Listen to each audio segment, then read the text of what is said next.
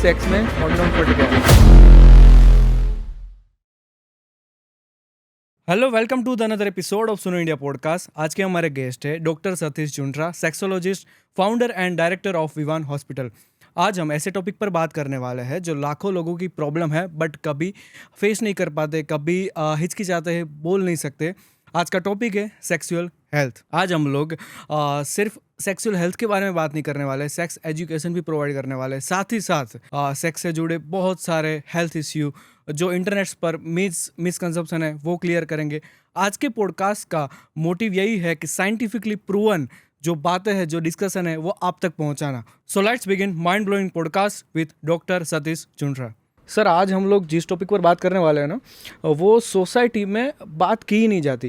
अगर बात करें सेक्स एजुकेशन की, सेक्स एजुकेशन आज भी हमारे स्कूल और कॉलेज में प्रोवाइड नहीं किया जाता, ना ही हमारे पेरेंट्स कभी इन बातों का जिक्र करते हैं। ठीक है, तो आज हम लोग सेक्स एजुकेशन, सेक्स हेल्थ के बारे में बात करेंगे, डीपली बात करेंगे। इससे पहले मेरा एक बेसिक सा क्वेश्चन है, गुड सेक्स होता क्या है? गुड सेक्स का मतलब आप क्या समझते हैं आमतौर पर? हाँ, कि सेटिस्फेक्शन मिले। सेटिस्फेक्शन मिले।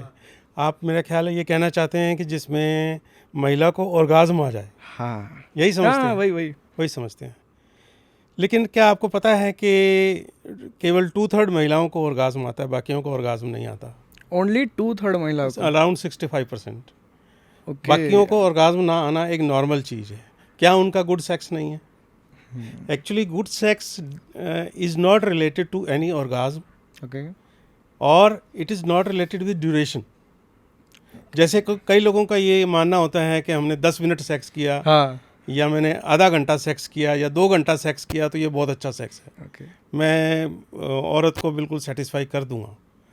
लेकिन ये सब गलत बातें हैं। Okay. इसमें से कुछ भी बात सही नहीं है। गुड सेक्स का मतलब ये है कि जो कि एक दूसरे को प्लेजर देने वाला हो, आनंद देने वाला हो, एक दूसरे में ट्रस्ट हो, एक दूसरे में फेथ हो, एक दूसरे की इज्जत करें आप, एक दूसरे से आपका फिजिकल और मेंटल कनेक्शन हो। ठीक है, तो सेटिस्फेक्शन सबसे ज़रूरी चीज़ है, आनंद सबसे ज़रूरी चीज़ है। इसको हम गुड सेक्स कहते हैं। सेटिस्फेक्शन केवल इन्हीं चीज़ों से आ सकती है। Orgasm, yes, this is one part of good sex, लेकिन हर बात नहीं है। इट्स नॉट एवरीथिंग कि ऑर्गाज्म आया तो अच्छा सेक्स है, ऑर्गाज्म नहीं आया तो अच्छा सेक्स नहीं है। ऑर्गाज्म के बिना भी अच्छा सेक्स हो सकता है। सो गुड सेक्स एक्चुअली वही है जो दोनों पार्टनर्स एक दूसरे से कनेक्ट होकर, एक दूसरे को ट्रस्ट करते हुए एंजॉय करें, दोनों को प्लेजर मिले, उसको हम गुड सेक्स कहेंगे। ओके, आपने जैसे टाइमिंग की बात की ना, तो क्या एक गुड सेक्स की परफेक्ट आइडियल टाइमिंग होती है? 2 minutes, 5 minutes, 20 minutes? Like perfect timing. Okay, क्योंकि ये हर एक कपल के लिए अलग अलग हो सकता है। कोई कपल 2-3 मिनट में भी सेटिस्फाई हो सकता है और कोई कपल आधा घंटे में भी सेटिस्फाई ना हो। तो ये बड़ी ही वेरिएबल चीज़ है। गुड सेक्स का टाइमिंग से कोई रिलेशन नहीं होता है, राइट? अगर हम टाइमिंग की बात करें तो एवरेज टाइमिंग जो होता है, जो कि international society for sexual medicine कहती है, वो है 3 to 6 minutes. Okay, 3 to 6 minutes. 3 to 6 minutes. मैं बहुत से लोगों का 2 मिनट तक होता है। हाँ। उनमें से बहुत से लोग गुड सेक्स करते हैं, राइट? और बहुत से लोगों का इसके अंदर जैसे 10 मिनट लगाते हैं, 15 मिनट लगाते हैं। Even that is not satisfactory to a woman, right? So timing के ऊपर ये डिपेंडेंट नहीं करता। तो मान लो किसी का बैड सेक्स है, ठीक है, तो बैड सेक्स की वजह डिवोर्स तक पहुंच सकती है क्या? Yes, definitely. कोई ऐसा केस है? डिवोर्स एक्चुअली कोई एक फैक्टर के ऊपर आमतौर पर नहीं होता। आजकल जो हम ट्रेंड देख रहे हैं, आजकल शादियां थोड़ी लेट होती हैं और लोगों में पेशेंस की बहुत ज़्यादा कमी है। तो ये ट्रेंड मैं देख रहा हूँ कि बच्चों की लेट शादी होती है, और अगर शुरू में ही पहले दिन दूसरे दिन भी ठीक से सेक्स नहीं हो लड़के से, तो बड़ा प्रेशर बन जाता है उसके ऊपर।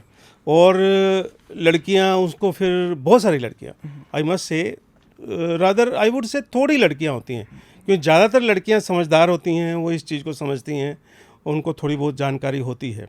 लेकिन थोड़े से ऐसे भी लड़कियां होती हैं जो वो उसको मौका नहीं देना चाहती, और उसके पेरेंट्स उसके अंदर इंटरफेयर करते हैं और उसको वापस ले जाते हैं, राइट? और उसके बाद वो इवन ये भी मौका नहीं देना चाहते हैं कि वो डॉक्टर से इलाज करा लें, हाँ, और ऐसे केसेस फिर डाइवोर्स के अंदर कन्वर्ट हो सकते हैं। तो डाइवोर्स केवल एक कारण से नहीं होता, डाइवोर्स बहुत सारे फैक्टर्स इकट्ठे हो जाते हैं। यस, सेक्स उनमें से एक कारण होता है।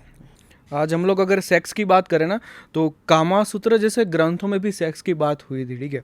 खजुराहो जैसे टेम्पल में भी सेक्सुअलिटी की ओपनली बात हुई थी। बट आज इंडिया में सेक्स की बातें इतनी हो क्यों नहीं रही? आज भी टैबू माना जाता है सेक्स को। टैबू इसलिए माना जाता है क्योंकि देखिए, अगर हम अपने पास्ट को देखें हाँ, तो हमारी सोसाइटी पहले काफ़ी ओपन थी इस बारे में। सेक्सुअलिटी को हम डिस्कस भी करते थे, हमारी लाइफ का एक पार्ट था। तो उसी समय में कामा सूत्रा आई थी। लेकिन फिर हमारे ऊपर काफ़ी सारे अलग अलग लोगों ने राज किया है। खास करके मैं इसके अंदर जिक्र करना चाहूँगा अंग्रेज़ों का। ओके, अगर आप अंग्रेज़ों की सोसाइटी को थोड़ा अध्ययन करें तो उनके अंदर सेक्स के बारे में बात करना काफ़ी, उसको एक अगली माना जाता है, गंदी चीज़ माना जाता है। मतलब वैसे तो कहा जाता है कि अंग्रेज इस बारे में काफ़ी ओपन होते काफ़ी हैं, ओपन लेकिन है। सच्चाई इसके काफ़ी, अगर उनका इतिहास देखें तो सच्चाई इसके काफ़ी ओपोजिट है। मास्टरबेशन के बारे में सबसे ज़्यादा संकुचित विचार अंग्रेज़ों के थे।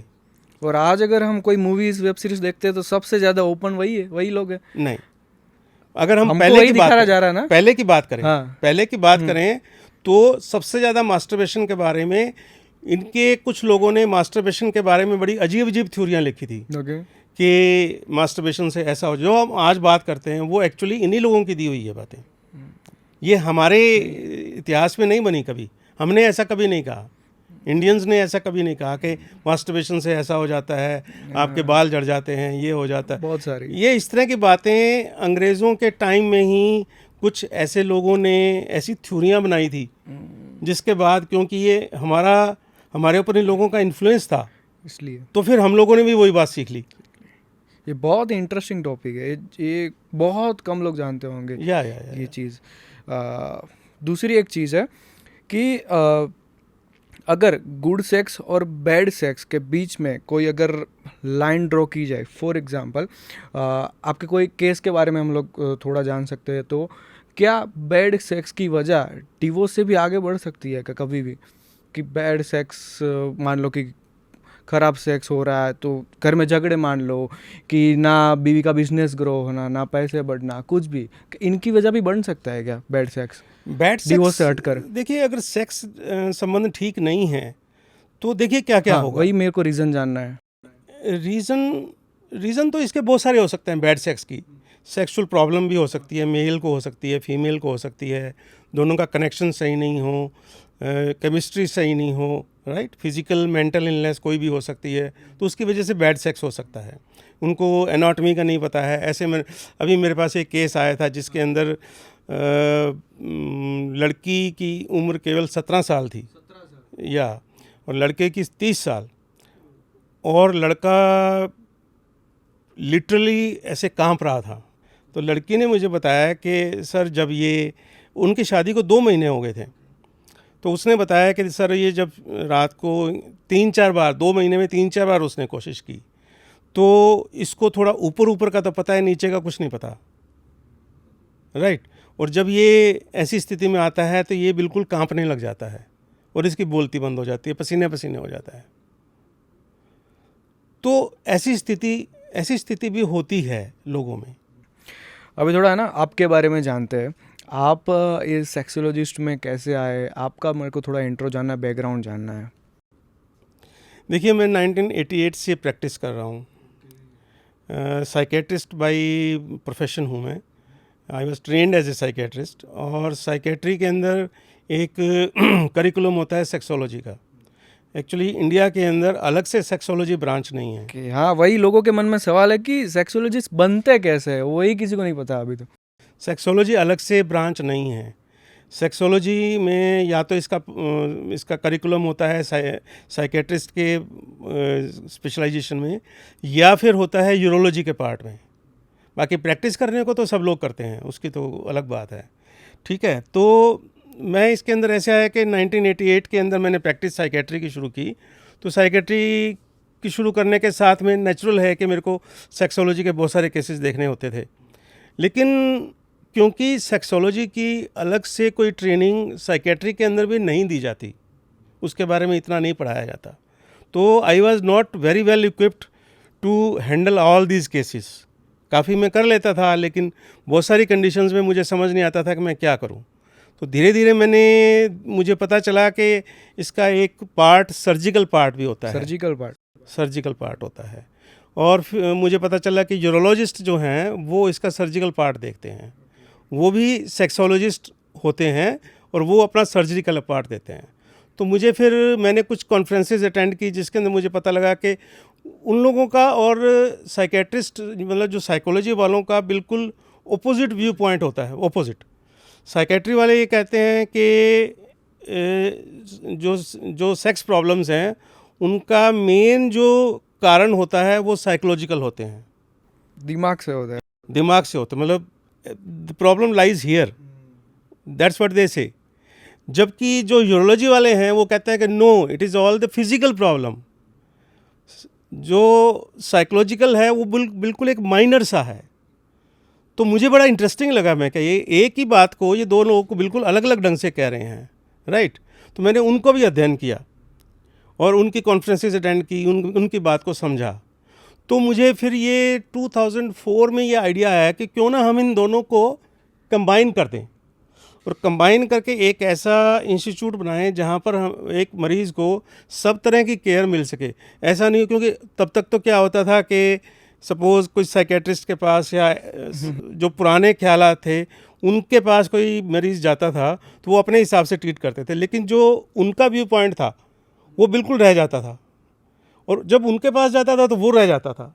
तो अगर एक कंप्लीट इंस्टीट्यूशन हो तो वो एक कंप्लीट ट्रीटमेंट होगा। तो मैंने दोनों के अंदर इसका वो किया। तो फिर मुझे ये पता चला कि सेक्सोलॉजी एक्चुअल में कॉम्बिनेशन है। इट्स नॉट आइदर साइकोलॉजिकल और not physical, it is a combination of bio psycho social. अभी जो कॉन्सेप्ट है वो यही है कि जो सेक्सोलॉजी की प्रॉब्लम्स होती हैं वो बायो साइको सोशल कारणों से होती हैं, दोनों की वजह। Biological, psychological and social reasons. ये लेटेस्ट और सबसे ज़्यादा साइंटिफिक चीज़ है। ज़्यादातर केसेस किस चीज़ के आते हैं? मैक्सिमम केसेस मेरे पास प्री मैच्योर इजैकुलेशन के आते हैं, that is the most common. हमने जैसे सेक्स की बात की, ठीक है, पहले तो मेरे को थोड़ा इसमें और डीप जानना है कि अगर किसी कपल को, मान लो न्यू मैरिड है, ठीक है, जिसको हेल्दी सेक्स चाहिए बेड में, तो उसके पहले क्या क्या स्टेप होने चाहिए? हेल्दी सेक्स करने से उसको सबसे पहले हम एक दो सजेशंस फिजिकल पार्ट से दे सकते हैं। रात को हल्का खाना खाना चाहिए, शाम को एक वॉक ज़रूर करनी चाहिए, अगर थोड़ी सी दौड़ करें तो बहुत अच्छा है, क्योंकि इन सब चीज़ों से देखिए हल्का खाना खाने से क्या होगा कि उसकी गट को ब्लड सप्लाई उतनी ज़्यादा नहीं होगी, तो उसके जेनाइटल एरिया को ब्लड सप्लाई ज़्यादा होगी and he will have firmer erection, right, ज़्यादा बेटर इरेक्शन होगा। दौड़ने से भी यही होगा, उसके पेल्विक एरिया को ब्लड सप्लाई बढ़ जाएगी और उसका इरेक्शन बेटर होगा। Same thing is with the female. तो ये दो छोटी छोटी बातें हैं। सेक्स जो है हमेशा डिस्कशन के साथ शुरू होना चाहिए। पहले एक दूसरे की लाइक्स डिसलाइक्स का कुछ अंदाज़ा होना चाहिए। Foreplay is a must, foreplay is a must. उसमें कोई सा टाइमिंग नहीं होता ना? टाइमिंग ऐसे नहीं होता, बहुत सभी कपल्स में अलग अलग होता है, ठीक है। अगर हम ये बात करें कि फ़ीमेल्स क्या एक्सपेक्ट करती हैं, फ़ीमेल्स एक्सपेक्ट करती हैं करीबन 34 to 40 मिनट्स ऑफ सेक्स, जिसके अंदर से करीबन 15 मिनट का वेजाइनल इंटरकोर्स, बाकी फोरप्ले, ये वो एक्सपेक्ट करती हैं। एक्चुअल में ऐसा होता है नहीं होता उसकी बात नहीं कर रहे, ये रिसर्च बताती है, राइट। और मैं ये नहीं कह रहा हूँ कि आपको ऐसा ही करना है, ऐसा नहीं करना है। फोरप्ले जब तक आपको अच्छा लगे, जब तक आपके पार्टनर को अच्छा लगे, विद हर कंसेंट सबसे ज़रूरी है, राइट। क्या उसको अच्छा लगता है, क्या अच्छा नहीं लगता, कहाँ पे हाथ लगाना अच्छा लगता है, क्या उसका जो क्रिया है कौन सी अच्छी लगती है, कितना ज़ोर से कितना हल्के से, उसका और फिर जब एंट्री आपको तभी करना है जब वो उसके लिए पूरी तरह तैयार हो, राइट। और करने के बाद, डिस्चार्ज होने के बाद आपको सेक्स ख़त्म नहीं करना है, आफ्टर प्ले भी होता है। You have to make sure कि आपकी फीमेल पार्टनर इससे सेटिस्फाइड है। वो कैसे पता चले? डायरेक्ट क्वेश्चन से भी पता लग सकता है। ओके हाँ, अगर इतना कंफर्टेबल हो तो डायरेक्ट पूछ लो। हाँ, अगर आप कंफर्टेबल हैं तो आप डायरेक्ट पूछ सकते हैं कि शुरू शुरू में हो सकता है कि ना पूछ सके। कुछ फीमेल्स जैसे अरेंज मैरिज के अंदर they may not be feeling very comfortable और इतना फ्रैंक ना हो, तो वो आपको शायद ना बता पाएँ। लेकिन इसके कुछ साइन एंड सिम्टम्स होते हैं जिससे हमें अंदाज़ा लग जाता है कि वेदर शी इज़ हैप्पी और नॉट और सेटिस्फाइड और नॉट, राइट। जिसके अंदर हम ये जान सकते हैं कि जैसे अगर मान लीजिए कोई फीमेल अगर सेटिस्फाइड है तो वो नेक्स्ट टाइम सेक्स करने के लिए ज़्यादा मतलब उसमें परेशानी नहीं होगी। She will be happy, she will be ready, okay right. That's the one sine. That is one sine, right. और उसके अलावा उसका अफेक्शन बेटर होगा और आपको पता लग जाएगा उसके बिहेवियर। हाँ, बिहेवियर से बिल्कुल पता लग जाएगा। अगर वो सेटिस्फाइड है तो मतलब यू कैन बी श्योर कि वो सेटिस्फाइड है, और नहीं है तो डोंट गेट डिसहार्टन। कोई भी आदमी माँ के पेट से सेक्स करना सीख के नहीं आता है। It is a learning process. आप लर्न करते हैं with a particular partner. You can always think कि भी ऐसा क्यों हुआ कि वो सेटिस्फाई नहीं है, ऐसी कौन सी चीज़ है विच टर्न हर ऑफ, राइट, और जिससे कि उसको सेटिस्फेक्शन नहीं मिली या उसको कोई प्रॉब्लम हुई। क्योंकि जैसे कोई पेन हो गया उसको या कोई डिस्कम्फर्ट हो गई तो हो सकता है कि उसको सेटिस्फेक्शन ना हो। या सबसे बड़ी बात उसकी एक्सपेक्टेशन बहुत ज़्यादा है। कई बार एक्सपेक्टेशन बड़ी हाई होती हैं, कोई पॉर्न देख के या ऐसा कुछ देख के वो वैसा सेक्स के एक्सपेक्ट करती हैं जो कि पॉसिबल नहीं होता है, तो वो भी एक कारण। तो आप इस बारे में बात कर सकते हैं। पोर्न एडिक्शन पर भी हम लोग आएंगे। एक और चीज़ है, फीमेल के कौन से पार्ट को किस करे या टच करने से ऑर्गाज्म फील हो। सबसे पहले तो हम इस बारे में बात करेंगे कि फीमेल को कौन से पार्ट को टच करने से अच्छा लगेगा, राइट। ऑर्गाज्म होना थोड़ा सा अलग की बात है, ठीक है। उसके बहुत कुछ एक एरियाज ऐसे होते हैं जो काफ़ी इरोजनस होते हैं। जैसे अगर आप ऊपर से स्टार्ट करें तो उसके होंठ, ओके, गर्दन, कान के पीछे, ब्रेस्ट, ओके, निपल्स काफ़ी सेंसिटिव होते हैं टू द एक्सटेंट के अकेले निपल को स्टिमुलेशन से उसको ऑर्गाज्म हो सकता है, right. Lower part of the abdomen, right, जो उसका नी एरिया है, नी के पीछे और थाइज़ के अंदर की तरफ। लेकिन जो सबसे ज़्यादा सेंसिटिव है उसको मैं लास्ट में रख रहा हूँ, and that is clitoris. Okay. अगर एक ऑर्गन जो फीमेल के ऑर्गाज्म के लिए सबसे ज़रूरी है, दैट इज़ क्लिटोरिस। 94% फीमेल्स को ऑर्गाज्म क्लाइटोरल स्टिमुलेशन से होता है। 94%। यस। अगर आपको क्लाइटोरिस के बारे में नहीं पता है तो फिर चांसेस इस बात के ज़्यादा हैं कि आपके पार्टनर को सेटिस्फेक्शन नहीं होगी, उसको ऑर्गाज्म नहीं होगा। देखिए, क्लाइटोरिस एक बिल्कुल छोटा सा ऑर्गन होता है। अंदर से अगर उसको देखा जाए एनाटॉमी तो वो काफ़ी बड़ा होता है, लेकिन जो देखने में होता है वो केवल एक बाजरे के दाने के जैसा 2 लेबिया मेजोरा होते हैं। लेबिया मेजोरा को आप हटाकर देखें तो एक बाजरे के दाने के जितना छोटा सा ऑर्गन होता है। हालांकि अलग अलग फीमेल्स में इसका साइज़ अलग अलग हो सकता है, राइट। वो एक तरह से समझिए कि मेल का जो पेनिस है उसका एक समकक्ष होता है, ओके, फीमेल में। तो आप अंदाज़ा लगा सकते हैं वो कितना सेंसिटिव, इतने छोटे से ऑर्गन में अंदाज़ा 10,000 नर्व एंडिंग्स होती हैं, सो मच कंसंट्रेटेड। तो वो इतना ज़्यादा सेंसिटिव होता है कि आप उसको अगर स्टिमुलेट करते हैं तो चांसेस इस बात के काफ़ी ज़्यादा हैं कि फीमेल को ऑर्गाज्म हो जाएगा। अगर इंडिया लेवल पर बात करें ना तो 520 वुमन पर एक स्टडी हुई थी। इसमें 64% वुमन ने कहा था कि जो वो सेक्स से जुड़ी जो बातें हैं ना वो अपने पार्टनर को भी नहीं बताते। तो अगर ये जो 64% इतना वुमन का रेशियो हो तो डॉक्टर के पास पहुंचती कैसे ये बातें? आप बिल्कुल सही कह रहे हैं। क्योंकि पार्टनर को ही वो नहीं बता पाती तो डॉक्टर के पास तो पहुंचना बहुत ही मुश्किल है। देखिए, ज़्यादातर अरेंज्ड मैरिजेस के अंदर ऐसा होता है कि जो लड़कियां हैं वो अपने हस्बैंड से इतना ज़्यादा अभी खुली नहीं होती हैं, और ख़ास करके जो एजुकेशन जिनकी इतनी अच्छी नहीं है, ठीक है। तो इसके पीछे जो कई चीज़ें मैंने देखी हैं मैं बताता हूँ आपको। जो लड़कियां ज़्यादा एजुकेटेड नहीं हैं और अपने हस्बैंड से ज़्यादा खुली नहीं हैं तो वो बड़ा शाई फील करती हैं, ठीक है। तो वो इस तरह की बातें नहीं बताती, ख़ास करके उन्हें ये डर होता है कि वो हमें जज कर लेंगे या कुछ ऐसा समझेंगे कि इसका तो करैक्टर ख़राब है, ये तो इसका तो पहले कोई रिलेशनशिप था। इस तरह के कई डर होते हैं उनके, तो वो अपने हस्बैंड से खुल के नहीं बताती हैं। दूसरी बात, उन्हें इस चीज़ की जानकारी भी काफ़ी कम होती है। उन्हें इस चीज़ का नहीं पता होता है कि there is something like female satisfaction. हाँ वही मैं, ऐसा भी कुछ हाँ, होता है, वही क्योंकि फीमेल को उनको नहीं हाँ, पता होता इस वही। चीज़ का, उनको नहीं पता होता। और आप शायद ये बात जानकर थोड़े हैरान हो जाएंगे कि जो हमने ऑब्ज़र्व किया है कि ज़्यादातर कपल्स का ऑब्वियस जो टारगेट होता है या जो मकसद होता है शादी करने का, होता है बच्चा पैदा करना। वो सेक्स केवल बच्चा पैदा करने के लिए करते हैं, एंजॉय करने के लिए नहीं करते। उनको इस चीज़ का आइडिया या तो होता नहीं है या काफ़ी देर में पता चलता है।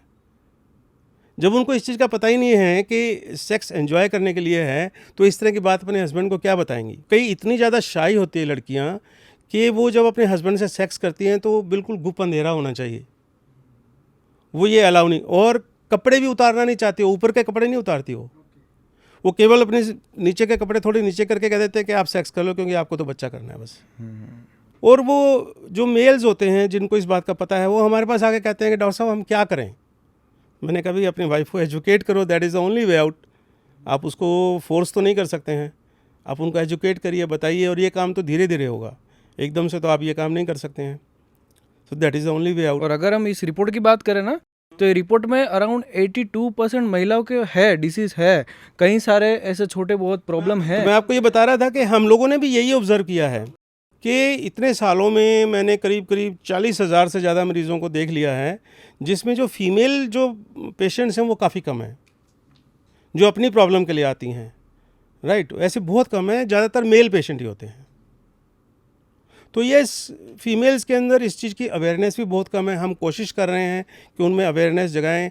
और हमारा हॉस्पिटल मल्टी स्पेशलिटी हॉस्पिटल है, और इसके अंदर बहुत कम हॉस्पिटल्स में से एक है जिसके अंदर फीमेल्स के लिए अलग से फीमेल थेरेपिस्ट है, क्वालिफाइड। तो हम पूरी कोशिश कर रहे हैं कि फ़ीमेल्स के अंदर अवेयरनेस जगाया जाए, उनको बताया जाए कि ये प्रॉब्लम्स आपको हो सकती हैं, और अगर ऐसी प्रॉब्लम है तो आप कंसल्ट करिए। आती हैं कुछ females, but they are very less.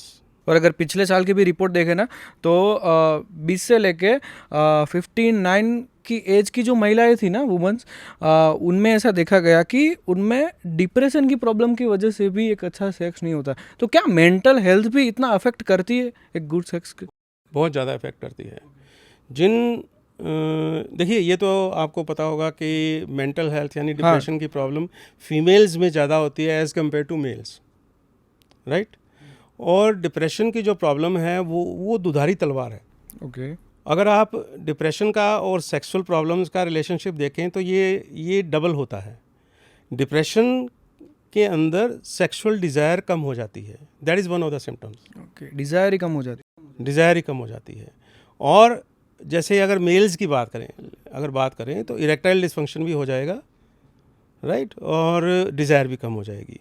Females के अंदर भी डिज़ायर कम हो जाती है। जब डिज़ायर ही कम हो जाती है तो वो आगे नहीं मतलब अप्रोच करती है अपने पार्टनर को सेक्स के लिए। अगर वो पार्टनर अप्रोच करता है तो उसको मना कर देती हैं, राइट। तो मतलब ये तो बीमारी की वजह से। और सबसे ज़्यादा ख़राब बात यह है कि इसके लिए जो दवाइयाँ इस्तेमाल करते हैं, बहुत सारी दवाइयाँ ऐसी होती हैं जिनकी वजह से ये प्रॉब्लम हो जाती है। दवाइयों की वजह से प्रॉब्लम हो जाती है। दवाइयों का साइड इफ़ेक्ट होता है। इसलिए अगर आपको ये प्रॉब्लम है कि आपको डिप्रेशन भी है और आपको सेक्स की प्रॉब्लम भी है, तो आपको ऐसे डॉक्टर से इलाज करवाना चाहिए जो सेक्सुअल प्रॉब्लम का इलाज करने में भी सक्षम हो और डिप्रेशन का इलाज करने में भी सक्षम हो, दोनों चीज़ें। क्योंकि मेरे पास जो देखिए, ऐसा नहीं है, ज़्यादातर हमारे डॉक्टर्स के अंदर भी ये गलतफहमी है कि सभी जो दिमाग की दवाइयाँ हैं या डिप्रेशन की दवाइयाँ हैं उससे सेक्स प्रॉब्लम होती है। ऐसा नहीं होता है।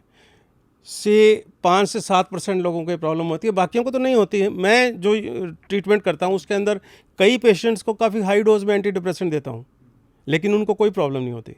कुछ लोगों को होती है तो मुझे पता चल जाता है, देन आई चेंज इट, तो उनका काम हो जाता है। तो ये गलतफहमी भी बहुत है। तो ये दोनों तरीके से होता है। अभी थोड़ा मेल की पेनिस की बारे में बात करते हैं, ठीक है। एक मैक्सिको के एक यूनिवर्सिटी में रिसर्च हुआ था। उसने रिसर्च में 33 डिफरेंट साइज ऑफ पेनिस बनाए थे, 3D मॉडल्स बनाए थे। वो मॉडल्स 75 महिलाओं पर यूज़ किए गए। तो क्या पेनिस की साइज इतने मैटर करती है कि उन लोगों को ऐसे टेस्ट भी करना पड़ा? इसका काउंटर क्वेश्चन है कि रियली क्या फीमेल इस बात के लिए बॉदर करती हैं कि पेनिस साइज क्या है? द आंसर इज नो, नहीं करती। देखिए, मैंने आपको से शुरू में कहा था कि जो ऑर्गाज्म होता है that is mainly clitoral orgasm, clitoris की वजह से होता है। जो पिनाइल जो वेजाइनल इंटरकोर्स है, यानी वेजाइना में इंटरकोर्स करने से जो ऑर्गाज्म होता है वो केवल 4 से 14% लेडीज़ को होता है। केवल 4 से 14? 4 से 14%, जबकि मैक्सिमम 94% लेडीज़ को क्लाइटोरल ऑर्गाज्म होता है। जैसे आपने बताया। जी जी जी जी जी। तो जिन लेडीज़ को, अब देखिए अलग अलग लेडीज़ का अलग अलग शरीर होता है। सो जिन लेडीज़ को इस चीज़ से फ़र्क पड़ता है कि वेजाइनल इंटरकोर्स से उनको ऑर्गाज्म होता है, उनको फ़र्क पड़ सकता है, राइट। लेकिन मैक्सिमम फीमेल्स को इस बात से कोई फ़र्क नहीं पड़ता है। उनके लिए जो एवरेज पिनाइल लेंथ है that is about 5.2 inches, right. और जो अगर हम ये बात करें जो मिनिमम जो माइक्रो पेनिस कहते हैं, अगर 2.3 इंचेस से कम हो तो उसको माइक्रो पेनिस कहते हैं, एबनॉर्मल है वो 2.3 इंचेस। लेट मी क्लियर, ये जो मैं आपको डेटा बता रहा हूँ ये इरेक्ट पेनिस का है। या फिर जब हम इसको नापते हैं अपनी क्लिनिक में तो स्ट्रेच्ड पिनाइल लेंथ इसको बोलते हैं। स्ट्रेच्ड पिनाइल लेंथ का मतलब होता है कि हम मेजर करते हैं from tip of the penis to the base, जहाँ पर वो पेल्विक बोन से कनेक्टेड है, राइट। इसको हम बाकायदा ऐसा मेजर करते हैं। That is the right way. ये स्टैंडर्ड जो भी मैं आपको बता रहा हूँ ये उसका है, राइट। तो ऐसे भी कुछ रिसर्च की गई है कि जो महिलाएं डिल्डोज, हाँ, वो यूज़ करती है, सेक्स टॉयज़ को परचेज कर रही हैं, इसके ऊपर रिसर्च की गई कि वो कितना साइज़ का परचेज करती हैं। अगर मान लीजिए वो बड़े पेनिस को प्रेफर करती हैं तो they must be purchasing the bigger size dildos, लेकिन ऐसा नहीं होता है। Maximum females average size dildos को प्रेफर करती हैं, राइट। सो इससे ये पता चलता है कि ज़्यादातर फीमेल्स को इस बात से कोई फ़र्क नहीं पड़ता, size doesn't. You should know the technique कि क्लाइटोरल स्टिमुलेशन आपको कैसे करना है, ये आपको मालूम होना चाहिए। Clitoral stimulation before entering the vagina, during sex and even after sex. Clitoral stimulation से अगर फीमेल सेटिस्फाइड हो गई है then it's fine, absolutely fine. और अगर बात करें मास्टरबेशन की, उसको लेकर बहुत सारे मिथ्स है।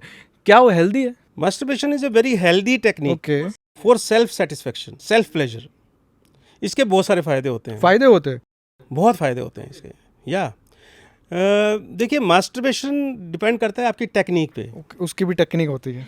या अगर नॉर्मल टेक्निक है, सपोज आप नॉर्मल टेक्निक को हाथ से करते हैं, so it is absolutely joyful, enjoyable, और ये बड़े इसके फ़ायदे होते हैं। फ़ायदे में मेनली आपको नींद अच्छी आती है, एंडोर्फिन्स रिलीज़ होते हैं जिससे आप रिलैक्स होते हैं, ठीक है।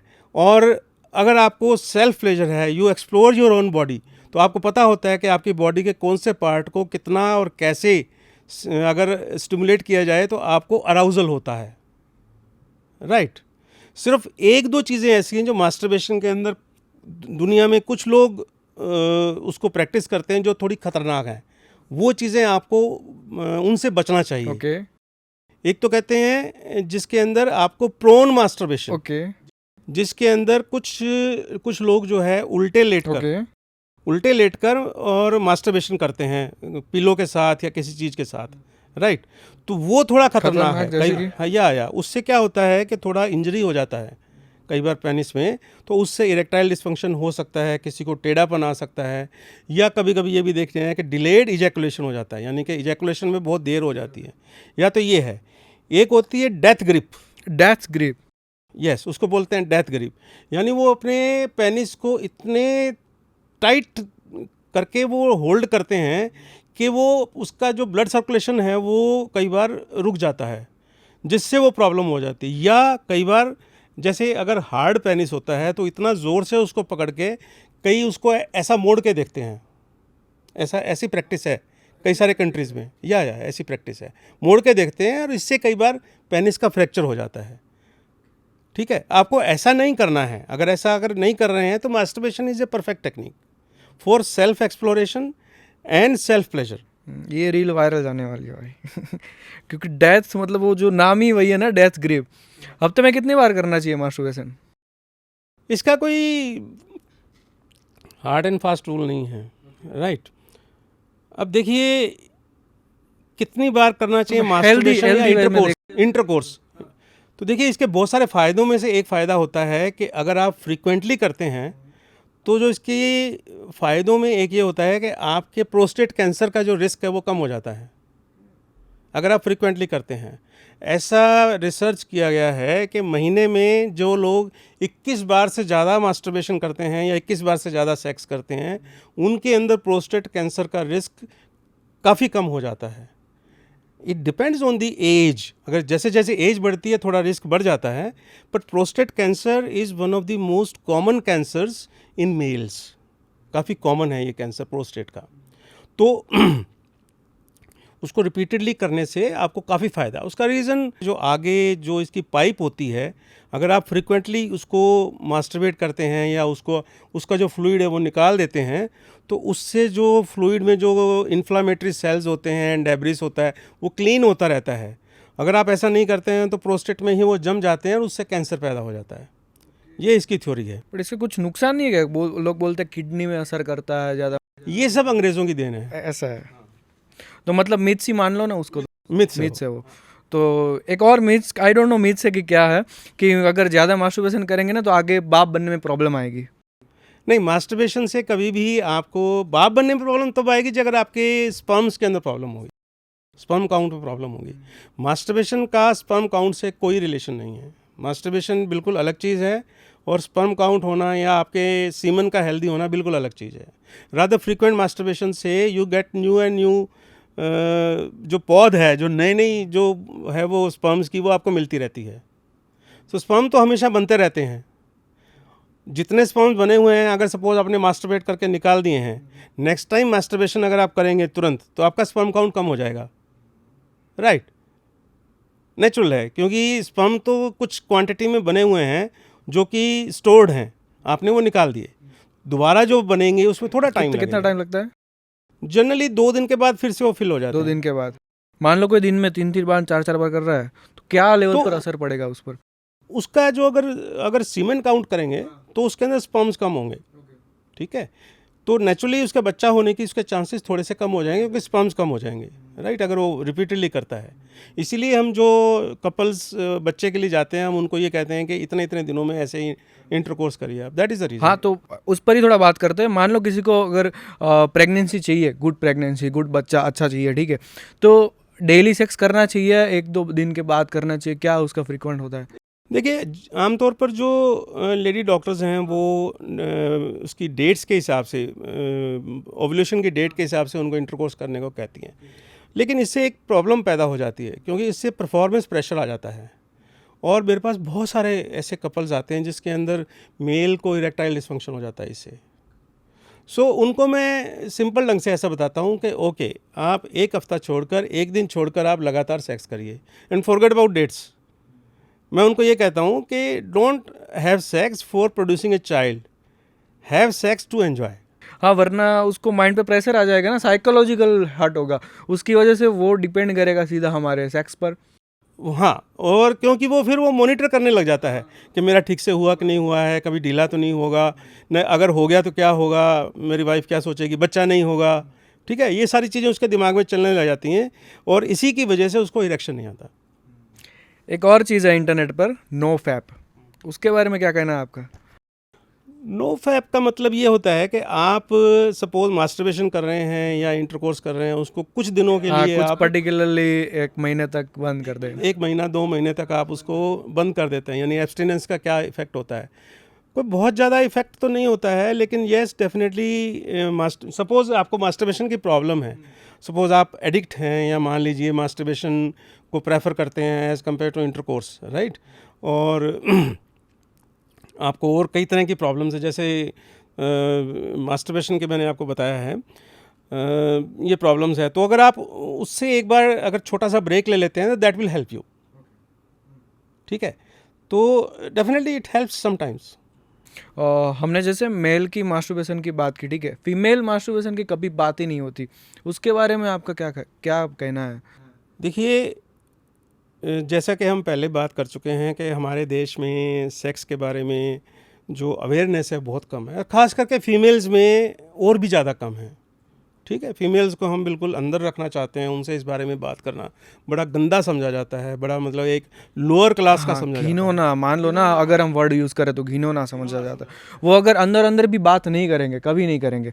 अगर हम ज़्यादातर मेल है ना तो कभी भी मुंह फट होके बात एक टाइम पे कर देंगे, एक टाइम पे मुंह फट होके दूसरे मेल को बात कर देंगे, बट फीमेल की बात करें तो वो इतना बात नहीं कर पाते। अभी कुछ ओपन फीमेल्स हैं, ऐसा होने लगा है, चेंज आने लगा है, लेकिन ये चेंज बहुत कम है। अगर हमारे देश की जनसंख्या में देखें तो बहुत कम है फीमेल जैसी जो इस बारे में खुल के बात करती होंगी, राइट।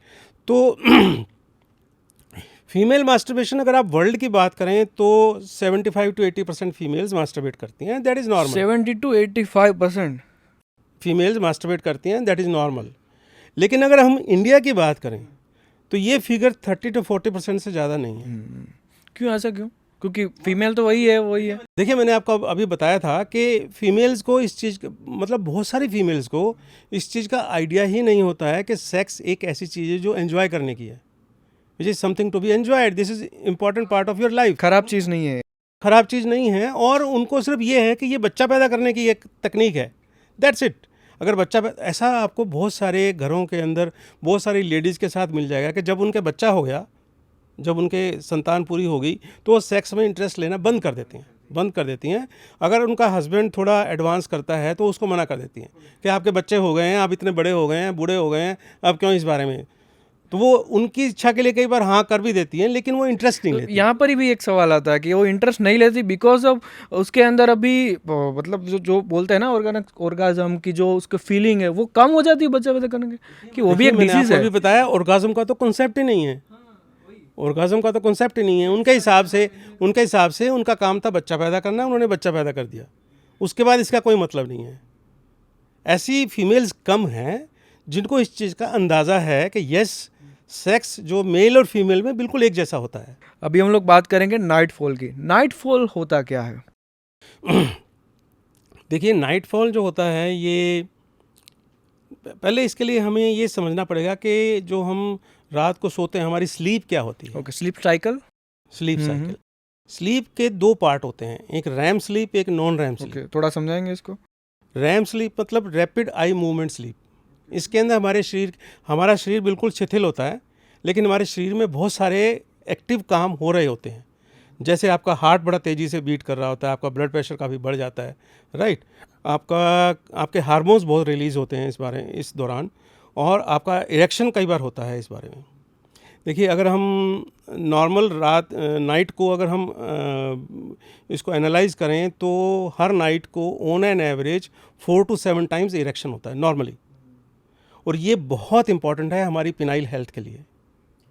कई लोग जैसे अगर सेक्सुअली कम एक्टिव हैं, देखिए एज के साथ साथ कई लोग ड्यू टू मैनी रीजंस कम एक्टिव हो जाते हैं, तो कुदरत के पास क्या ऐसा तरीका है जिससे उनके पेनिस की हेल्थ को वो मेंटेन कर सके। दैट इज़ अ वे कि उनके इरेक्शन को अपने आप से रात को वो इरेक्ट हो जाता है। इरेक्ट होने से क्या होगा, उनकी ब्लड सप्लाई बढ़ जाती है और उनको जो ऑक्सीजन मिलनी चाहिए वो ऑक्सीजन मिलती है, तो उनके टिश्यूज़ बिल्कुल सही रहते हैं, राइट।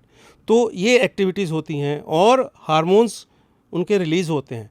अगर इस दौरान अगर आपके दिमाग के अंदर जो आपका अराउजल मैकेनिज़्म है वो एक्टिवेट भी हो जाए तो आपको डिस्चार्ज हो जाता है। ठीक है, ये बिल्कुल एक नॉर्मल नॉर्मल चीज़ है, नॉर्मल फिजियोलॉजिकल प्रोसेस है। इसके अंदर कोई शर्म की बात नहीं है, कोई बीमारी नहीं है, लेकिन लोगों ने इसको एक बहुत बड़ा देखिए, डिस्चार्ज होना एक नॉर्मल बायोलॉजी है, नॉर्मल एक शरीर का हिस्सा है। सीमेन डिस्चार्ज होना कभी एक बीमारी नहीं हो सकती। नाइट डिस्चार्ज को मैं ऐसे व्यू करता हूँ, मेरे पास कई सारे लोग आते हैं, बहुत सारे लोग आते हैं कि हमें नाइट डिस्चार्ज की प्रॉब्लम है, मैं उनका ट्रीटमेंट करता हूँ। क्यों करता हूँ? देखिए जैसे उम्र के साथ साथ नाइट डिस्चार्ज कम हो जाता है, ये एक नेचुरल प्रोसेस है, राइट। उनका ट्रीटमेंट इसलिए करना पड़ता है कि उनको सुबह सुबह बड़ी अनकंफर्टेबल महसूस होता है, बड़ी एम्बेरसमेंट होती है। अगर हम उनका ट्रीटमेंट कर देते हैं और वो रुक जाता है तो they will feel more comfortable. बिल्कुल ऐसे ही जैसे जैसे रात को पेशाब कई लोगों में हो जाता है, बच्चों में होता है, सुबह सुबह बड़े अनकंफर्ट, वो भी एक नॉर्मल चीज़ है, समय के वो साथ तो एक हमें पता normal है कि चीज़ वो है, भी हो ठीक हो जाएगा। जाएगा, लेकिन हम फिर भी उसका ट्रीटमेंट करते हैं। ठीक है, ऐसे ही हमें इसका भी ट्रीटमेंट मैं इसलिए करता हूँ ताकि लोगों को इसके लिए अनकंफर्टेबल नहीं कॉन्फिडेंस आएगा अलग से। कॉन्फिडेंस आ जाएगा। अदरवाइज इसके ट्रीटमेंट की जरूरत नहीं है, ये अपने आप से ठीक हो जाएगा। अगर हम बात करें ईडी की प्रॉब्लम आजकल बहुत बढ़ रही है ऐसा, तो उस प्रॉब्लम पर आपका क्या कहना है? ये इजीली मेडिसिन ट्रीटमेंट से हो जाता है सही? ईडी जनरली हम एक बात कह सकते हैं कि it is a treatable disease.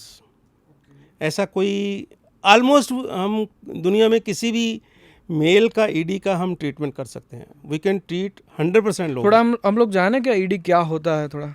Erectile dysfunction का मतलब ये होता है कि आप सेक्स को कंप्लीट होने तक अपनी हार्डनेस को मेंटेन नहीं कर सकते हैं।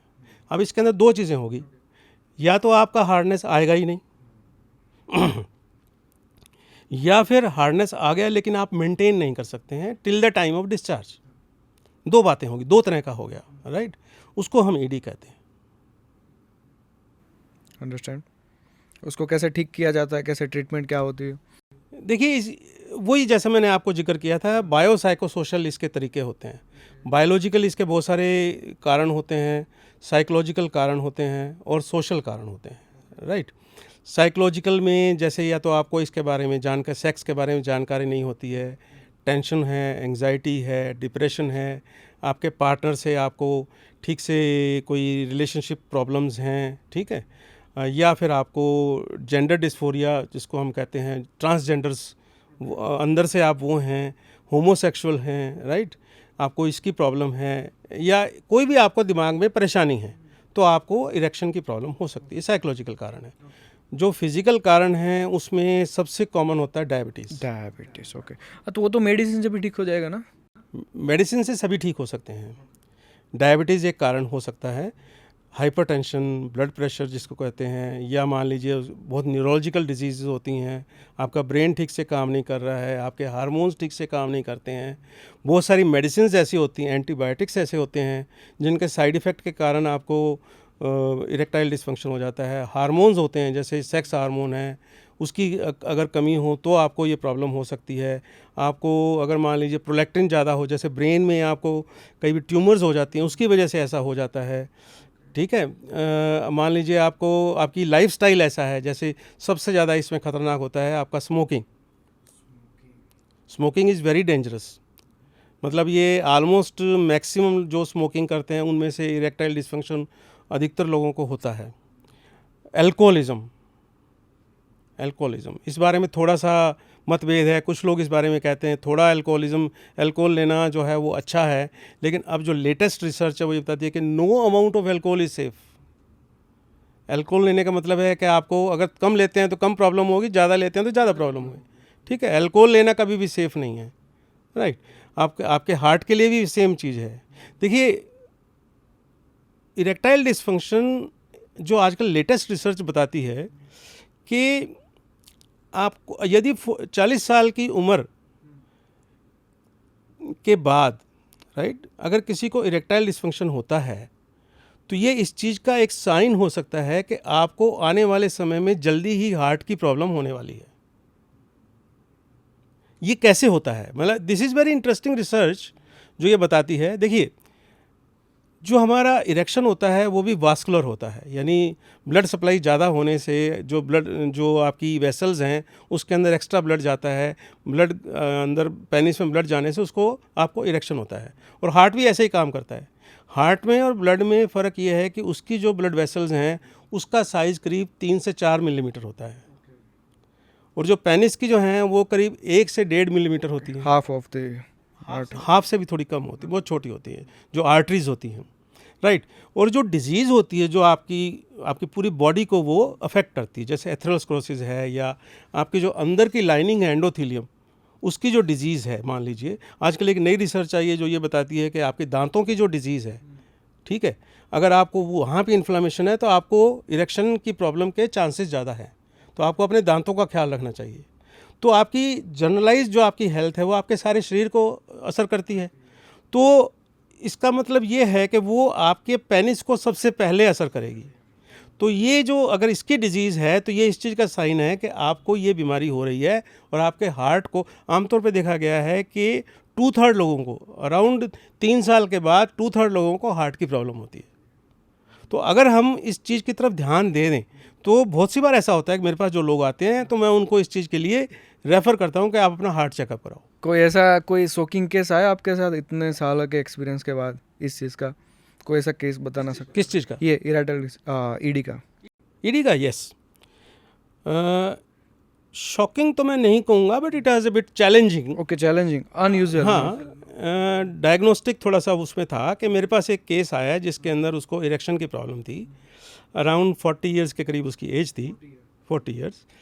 तो उसकी कंप्लेंट थी कि मेरे को इरेक्शन हो गया, करीब 5-6 महीने से इरेक्शन की प्रॉब्लम हो गई और थोड़ी मेरी दाढ़ी कम हो रही है। दाढ़ी पहले से हल्की हो गई है, दाढ़ी हल्के से पहले से कम हो गई है और डिस्चार्ज नहीं हो रहा मेरा, ये उसकी कंप्लेंट थी।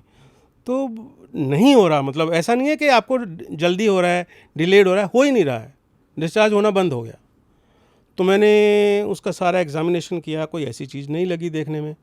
मैंने जब उसका सारा इन्वेस्टिगेशन किया तो उसका हार्मोन्स बड़े गड़बड़ थे, प्रोलैक्टिन लेवल बढ़ा हुआ था, टेस्टोस्टेरोन कम था, राइट, और उसका इरेक्शन बराबर नहीं हो रहा था।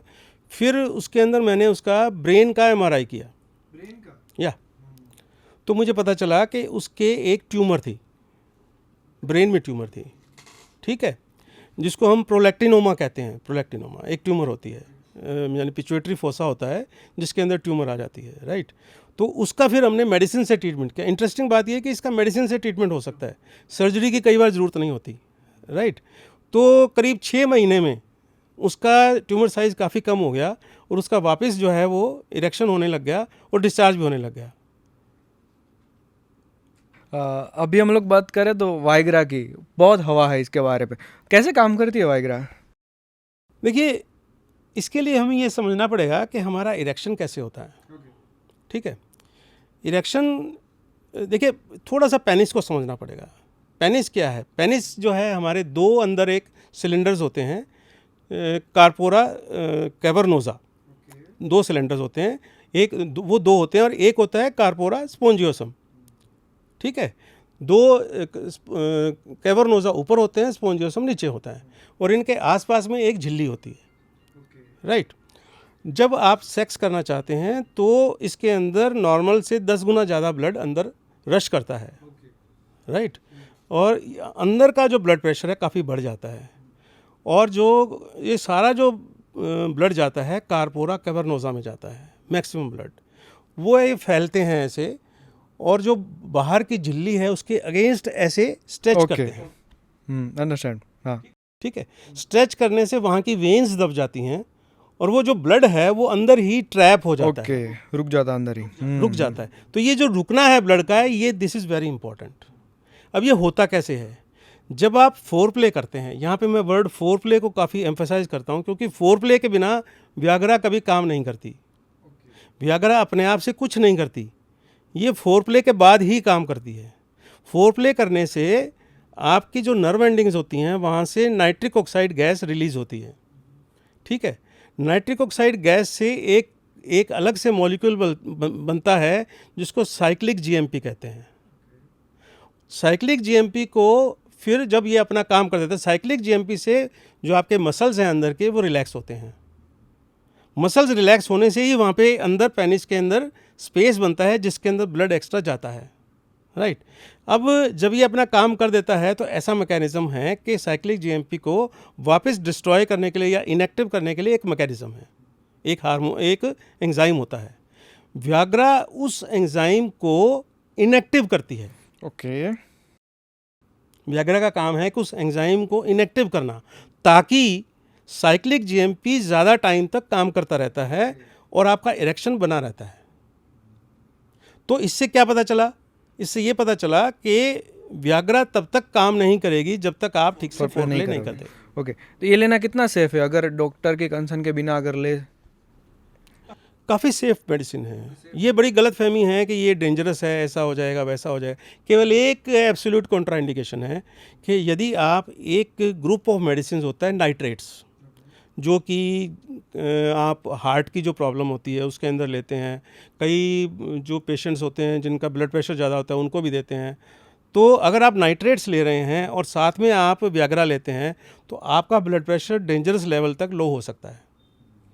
वरना मैं जो ट्रीटमेंट करता हूँ या मैं जिन लोगों को देखता हूँ, हार्ट अटैक के मरीज़ों को मैं देता हूँ, किडनी के प्रॉब्लम को मैं देता हूँ, लीवर प्रॉब्लम में देता हूँ, किसी भी आपके शरीर में प्रॉब्लम हो, आप व्याग्रा को सेफली कंज्यूम कर सकते हैं। बस आपको डॉक्टर की निगरानी में देना चाहिए, क्योंकि इसके कुछ एक प्रिकॉशंस होते हैं।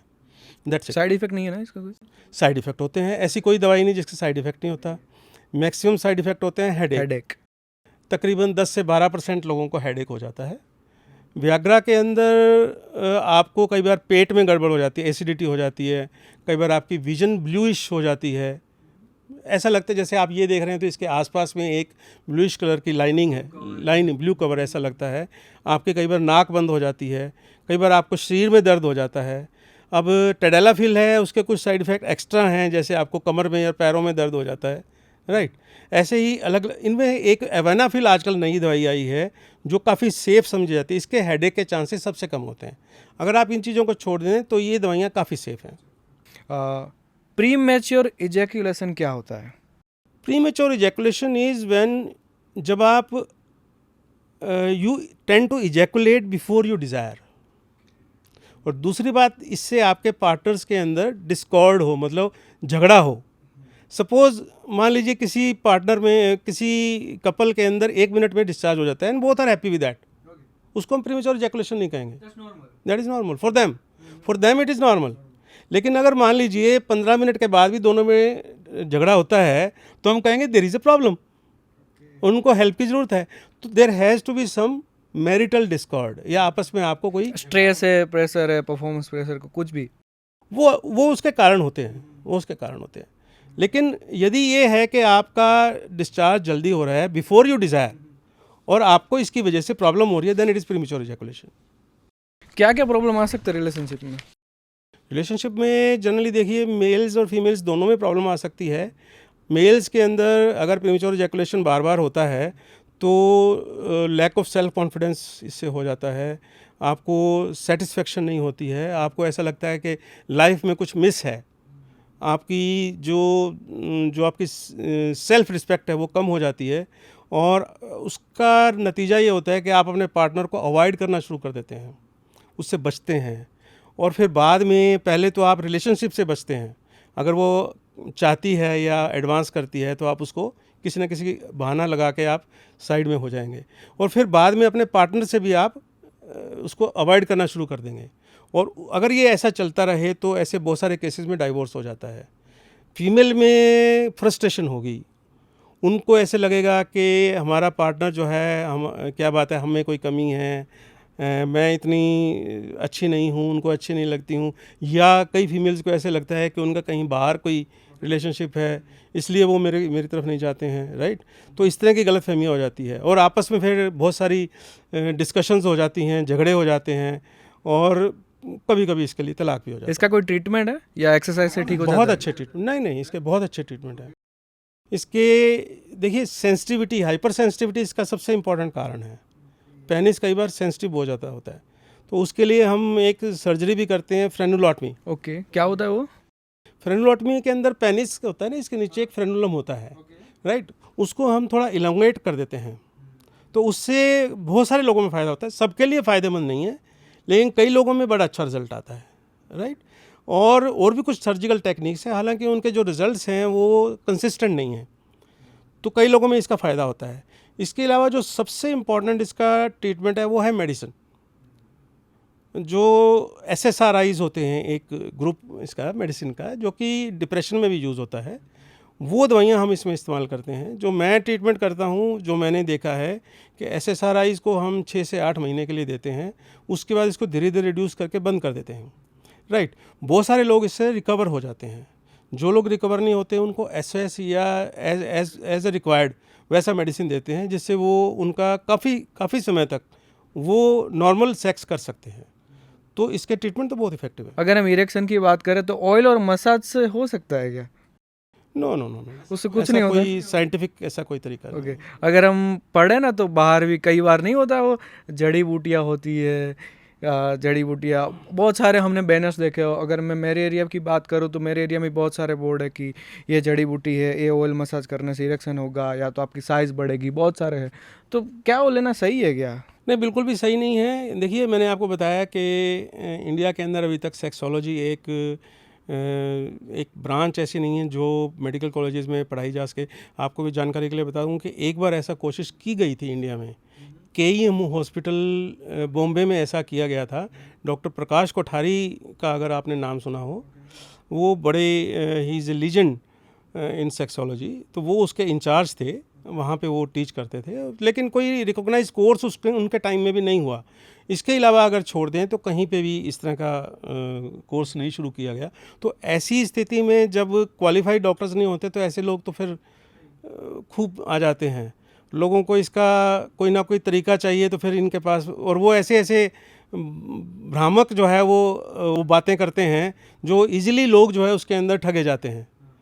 एक और चीज़ है, एलार्जिन और जेल पाउडर से क्या सेक्स परफॉर्मेंस में फ़र्क पड़ता है?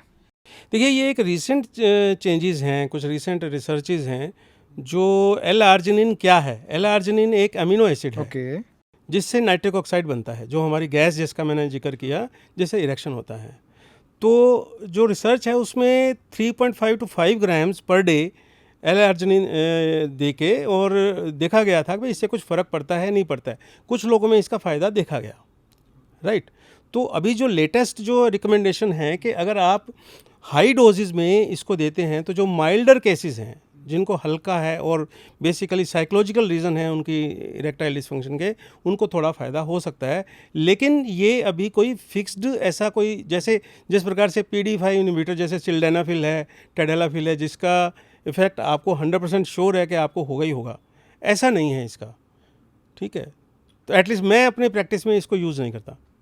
अभी हम लोग बात करेंगे टेस्टोस्टेरोन की, ठीक है? वो बूस्ट किया जा सकता है? डेफिनेटली किया जा सकता है, बूस्ट किया जा सकता है। इसको हम नेचुरली भी बूस्ट कर सकते हैं, और अगर किसी को प्रॉब्लम है तो उसको दूसरे तरीके से भी कर सकते ओके, मान लो नेचुरली तरीके से अगर बूस्ट करना चाहे तो क्या कौन कौन से? हैं। इसके 2 तरीके हैं। एक तो आपको अच्छा फिजिकल एक्सरसाइज करना होगा, at least high volume exercise 240 minutes in a week, 30-40 minutes in a day आपको ये करना होगा। और दूसरा, रेगुलर सेक्स। जो लोग रेगुलर सेक्स करते हैं और ये करते हैं, उनका टेस्टोस्टेरोन बूस्ट नेचुरली हो जाता है। जो लोग सेक्स में एब्स्टिनेंट करते हैं, उनका टेस्टोस्टेरोन अपने आप से कम हो जाता है। और यदि किसी का टेस्टोस्टेरोन लेवल कम आता है, जैसे हम रूटीनली अपने पेशेंट्स का चेक करते हैं कि टेस्टोस्टेरोन कम है या नॉर्मल है, कैसे है, तो अगर किसी का कम होता है तो मेडिकेशंस हैं उसके लिए, बहुत इजीली इंजेक्शंस है, 3 महीने में एक बार देना पड़ता है और थोड़ा समय में उसका ठीक हो जाता है। जैसे हमने बात की ना, उसमें से आपने फिटनेस बोला था, ठीक है? फिटनेस से क्या स्पर्म काउंट को बढ़ाया जा सकता है? डेफिनेटली बढ़ाया जा सकता ओके। है। जिन लोगों को स्पर्म काउंट में प्रॉब्लम होती है, यानी जिसको हम बोलते हैं ओलिगोस्पर्मिया, ओके। ठीक है, उनको कुछ ना कुछ उसकी कारण भी कई बार होते हैं, ठीक है, जिसमें से ओबेसिटी एक कारण है, मोटापा। तो ऐसे लोग अगर अपना थोड़ा वज़न कम कर लेते हैं तो उनका स्पर्म काउंट इम्प्रूव हो सकता है, ठीक है। एक और चीज़ है, हम लोग ज़्यादातर अभी है ना लैपटॉप लैब पे रखते हैं, उसकी वजह से कितना इफ़ेक्ट आता है स्पर्म पर? देखिए, हीट भी एक कारण होता है कि जिससे स्पर्म काउंट कम हो जाता है। तो अगर आप लैपटॉप अपनी गोद में रखते हैं तो उससे जो हीट जनरेट होती है, उससे स्पर्म काउंट कम हो जाता है। ऐसे ही जो फैक्ट्री वगैरह में काम करते हैं, तो और वो ऐसे हीट जनरेटर्स या भट्टियों के पास में उनको रहना पड़ता है, उनको ये प्रॉब्लम होती है। देखिए, आप इस बात के लिए ना बड़ा आसानी से इस बात को, कुदरत ने ये इंडिकेशन हमें दे रखी है आपका पेनिस अलग से है, टेस्टिस है। टेस्टिस को आपके शरीर के अंदर सिर्फ एक ये ऑर्गन है, बाकी सब ऑर्गन आपके शरीर के अंदर हैं, सिर्फ टेस्टिस है जो शरीर के बाहर है। ऐसा क्यों है? क्योंकि इसको एक अलग टेम्परेचर चाहिए। नॉर्मली बॉडी टेम्परेचर हमारा 37 होता है, टेस्टिस को काम करने के लिए 35.5 डिग्री सेंटीग्रेड चाहिए। ये मौसम के हिसाब से कुदरत ने ऐसा बना रखा है कि ये मेंटेन हो ये टेम्परेचर। तभी जब गर्मी होती है तो हमारी टेस्टिस थोड़ी सी लटक जाती है। ये कूलिंग मैकेनिज्म है, और सर्दी के अंदर ये ऐसा हो जाता है, ये हीट को प्रिजर्व करती है। तो ये टेम्परेचर उतना ही रहे तभी ये स्पर्म ठीक बनते हैं, ठीक है। इसीलिए हीट का बहुत ज़्यादा इफेक्ट होता है। अभी हम थोड़ा मेल से हटके फीमेल की सेक्सुअल हेल्थ के बारे में बात करते हैं, ठीक है। किसी फीमेल को सेक्स करते टाइम बार बार पेन हो रहा है, दैट इज़ नॉर्मल, या तो फिर उसकी ट्रीटमेंट की ज़रूरत है, डॉक्टर को बताने की ज़रूरत है? देखिए, शुरू में जब फीमेल सेक्स करती है तो थोड़ा पेन होना एक नॉर्मल बात है, राइट। उसके बाद अगर पेन होता है तो ये डेफिनेटली एबनॉर्मल है, क्योंकि उसको ज़्यादा पेन नहीं होना चाहिए। पेन होने के बहुत सारे कारण हो सकते हैं। पहले हमें ये देखना पड़ता है कि उसको पेन कब होता है। कई लेडीज़ को बिल्कुल सुपरफिशियल टच करते ही पेन होने लग जाता है। कई लोगों को थोड़ा बाहर की तरफ जब उनका एंट्री होती है उस टाइम पेन होता है, राइट। कई लोगों को डीप पेनिट्रेशन पे पेन होता है। इसके कारण सबके अलग अलग होते हैं, ठीक है। डीप पेनिट्रेशन पे हो तो मान लीजिए आपके वेजाइना में कोई इन्फेक्शन है, या आपके पेट के अंदर कोई आपको इन्फेक्शन है, राइट, आपके पेल्विक ऑर्गन्स में, तो उसको पेन होता है। या फिर एंडोमेट्रियोसिस एक कंडीशन होती है जिसके अंदर भी आपको पेन होता है। तो अगर ऐसा हमारे सामने आता है तो उसको ट्रीटमेंट कर देते हैं, वो ठीक हो जाता है। ऐसे अगर मान लीजिए एक कंडीशन होती है जो हम काफ़ी कॉमन देख रहे हैं, ये एक इम्पॉर्टेंट टॉपिक है जो करीब 5 से 7% नए जोड़ों में आ रहा है, and that is non consummation of marriage. यानी उनकी शादी हो जाती है लेकिन वो अपने नॉर्मल संबंध नहीं बना पाते हैं, ठीक है। तो ऐसे लोग हमारे पास आते हैं। जबरन शादी नहीं, भी मान लो नहीं, जबरन Okay. नहीं, शादी उनकी अरेंज्ड हुई ओके, है, या इवन लव मैरिज के अंदर भी हमने देखा ओके, है। लव मैरिज में भी होता लव है? मैरिज में भी देखा है हमने। ऐसे केसेस भी देखे हैं जो लव मैरिज से पहले के डेटिंग पीरियड के अंदर उनका सेक्स होता था अच्छे से, शादी के बाद समथिंग हैपेंड, उनका एक बार भी सेक्स। वही मेरे को ऐसा क्यों होता है? I tell you. देखिए, ये एक कंडीशन होती है जिसको कहते हैं वेजाइनिस्मस। उसमें क्या होता है कि हम एक मेजोरिटी जो लड़कियों में ऐसा होता है उसकी बात कर रहे हैं। मन में बहुत सारी एक डर सा होता है कि लड़कियों में, मैंने आपको बताया है कि इसके बारे में ठीक से जानकारी नहीं होती लड़कियों को, तो इस तरह के ख्याल होते हैं कि जब पेनिस अंदर जाएगा तो उसको बहुत इंजरी होगी, उसका इंटेस्टाइन जो है वो रप्चर हो जाएगा, या अंदर के ऑर्गन्स उसके रप्चर हो जाएंगे।